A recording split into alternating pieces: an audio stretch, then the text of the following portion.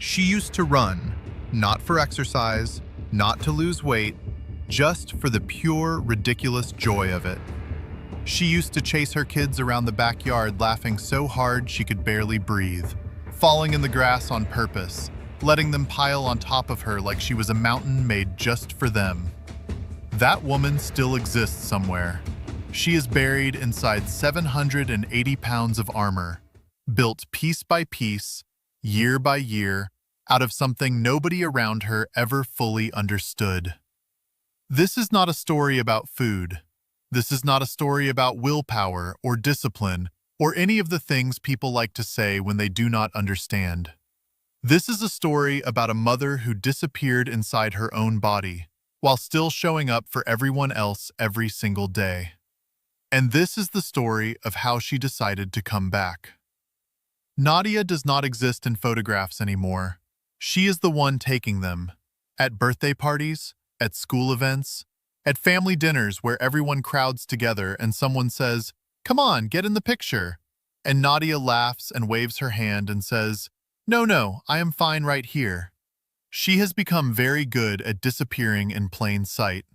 She is 41 years old. She weighs 782 pounds, and she has not been in a single photograph in 6 years. Her days have a shape that other people would not recognize as a life. She wakes before 5 in the morning, not because she wants to, because her body no longer sleeps properly. The weight on her chest makes breathing difficult when she lies flat.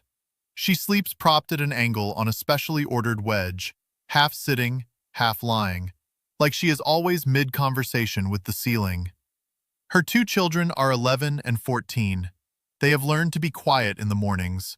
They have learned which floorboards creak near her room.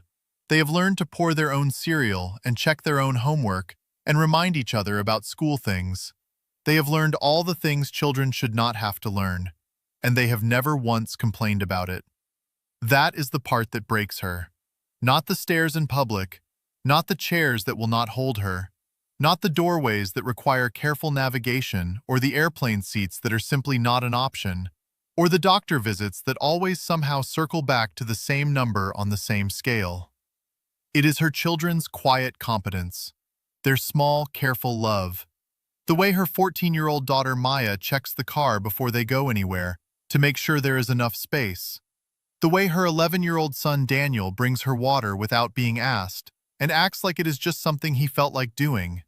They are protecting her. Her babies are protecting her. And she does not know whether to be grateful or devastated. Nadia grew up in a house where food was love. Her grandmother cooked for hours every Sunday. Her mother baked when she was worried. Celebrations meant enormous tables. Grief meant neighbors arriving with containers. She was not raised to be afraid of food. She was raised to understand that food meant someone cared. At 22, she was healthy and strong, and never thought about her body except as a thing that carried her through the world. Then she got married. Then she had Maya. Then she had Daniel. And somewhere in the years of midnight feedings and impossible exhaustion and the particular loneliness of being needed by everyone and known by no one, the eating changed. It was not dramatic. There was no single moment, no tragedy that cracked the door open. It was slower than that. It was the second plate after the kids went to bed because the house was finally quiet and she wanted something just for herself. It was the drive-through on the way home from a job she had stopped loving. It was the weekend afternoons when her husband was traveling and the children were occupied and she sat alone in the kitchen with nowhere to be and no one watching. And something about that combination always led to the same place. Food was the one thing in her day that asked nothing of her. It did not need to be bathed or driven somewhere or helped with its homework. It did not have feelings she had to manage. It did not look at her with expectation. It just was there. Warm. Immediate. Hers. The marriage ended when Daniel was 6. Not dramatically. Not with cruelty or betrayal. They are standing in the backyard. Maya has her arm around her mother's waist. They are both squinting into the sun and laughing at something Daniel said right before he took the picture. Nadia looks at that photograph sometimes when the days are hard. She looks at it and she thinks, there she is. There is the woman who used to run. She is still here. She came back. She did not get her life back by becoming someone different. She got her life back by remembering who she already was. Underneath all the weight of the grief and the silence and the years of making herself invisible, she was still there, waiting, patient as anything, knowing that someday her daughter would close a door quietly, and that would be the day she finally decided to open one. Just the slow, quiet way two people can become strangers while sharing every meal. Her husband left. He was kind about it. He is still kind about it. They share the children well and speak without anger, and from the outside, it probably looks like an amicable situation. From the inside, it felt like the floor had been removed from a house she had spent years building. She was 33 years old. She had 2 children. She had a house she could not quite afford alone. She had a career she had been letting go sideways for years. She had a grief that had no name because nobody tells you that the end of a marriage you did not want to end feels like a death. Even when everyone keeps saying, at least you are both being mature about it. And she had food. Always food. Always there. The weight accelerated after the divorce. The body she had been quietly neglecting for years began to expand faster now, as if it had been waiting for permission. She stopped noticing the numbers. She stopped stepping on scales. She stopped buying new clothes until she absolutely had to, and then bought them one size up from what she thought she needed, because she had learned to stop guessing. She stopped going to things, not all at once, slowly. A birthday party she was too tired to attend. A work event she could not face. A neighbor's gathering where she stood at the door for 3 full minutes and then got back in her car and drove home and told no one. Her world got smaller, the way all worlds get smaller when we let them. One skipped event at a time, one closed door at a time. One more reason not to go, until the reasons stacked up so high she could not see over them. The morning everything changed did not feel like a morning when everything would change. It was a Tuesday in October. Maya had a school presentation, a big one, the kind they practice for weeks. Maya had been practicing in the living room every evening, talking to an imaginary audience, gesturing with her hands the way Nadia herself used to gesture when she was excited about something. Maya had asked her to come, just once, quietly, not pushing, just asking, "Mom, will you come to my presentation?" Nadia had said yes. Of course yes. She would be there. She meant it completely when she said it. The morning of the presentation, she woke up and she lay in bed and she thought about the parking lot and the stairs and the auditorium seats and the other parents and the walking from the car and the way people look when they think you cannot see them looking. She thought about all of it, and she picked up her phone and she texted Maya. "I am so sorry, baby. I am not feeling well. I will watch the video. You are going to be amazing." She put the phone down. She stared at the ceiling, and then she heard Maya's door close. Not slammed, not angry, just closed. The quiet way of a 14-year-old girl who had learned not to expect too much, who had learned to close doors quietly so her feelings would not inconvenience anyone, who had learned this from watching her mother do it for years. Nadia lay in that bed for 2 hours. She did not eat. She did not sleep. She did not cry. She just lay there, understanding something that she had been refusing to understand for a very long time. She was teaching her daughter to make herself small. She was teaching Maya that when things are hard, you close the door quietly, that you do not ask for too much, that you do not take up space. And she thought, I will not do this anymore. Not for herself. Not yet. She was not there yet. But for Maya, for Daniel, for those 2 children who had spent years learning to be careful around her grief. She was going to stop. She was going to try. The first phone call was the hardest thing she had ever done. Not because she did not know what to say, because she knew exactly what to say, and she had been avoiding saying it for years.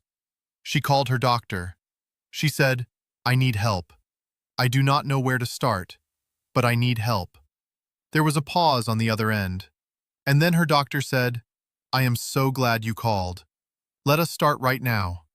They started slowly. Everything in her life had moved slowly for so long that slow felt like the only speed she knew. But this slow was different. This slow was intentional. This slow was chosen. The first goal was not weight loss. The first goal was movement. Just movement.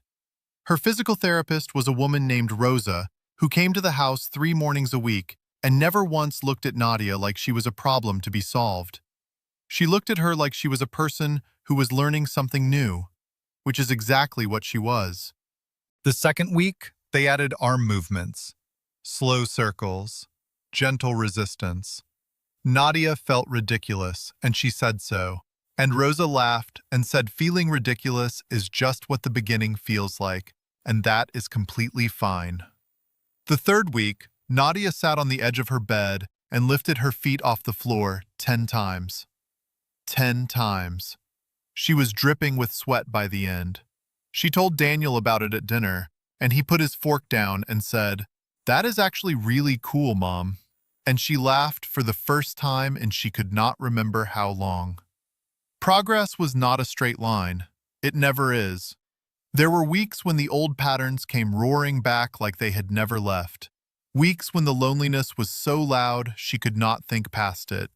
Weeks when the effort felt pointless, and the distance between where she was and where she wanted to be felt less like a road and more like an ocean. On those weeks, she called Rosa. She called her doctor. She called her sister Priya, who lived 3 hours away and always picked up on the second ring and never told her what to do. Just listened. Just said, "I am here," and meant it. She had a therapist now, too. Her name was Dr. Chen, and she had kind eyes and a very direct way of asking questions that made Nadia feel like she was being genuinely seen for the first time in years. Dr. Chen was the one who helped her understand something that changed everything. She was not addicted to food. She was addicted to relief. Food was just the most available form of it. The real work was learning other ways to feel relief, other ways to put down the weight of a day, other ways to give herself something that did not ask anything back. That work was slower than any exercise, and more important than all of it. 8 months in, Nadia walked to the end of her street and back. The whole street, both ways. It took 22 minutes.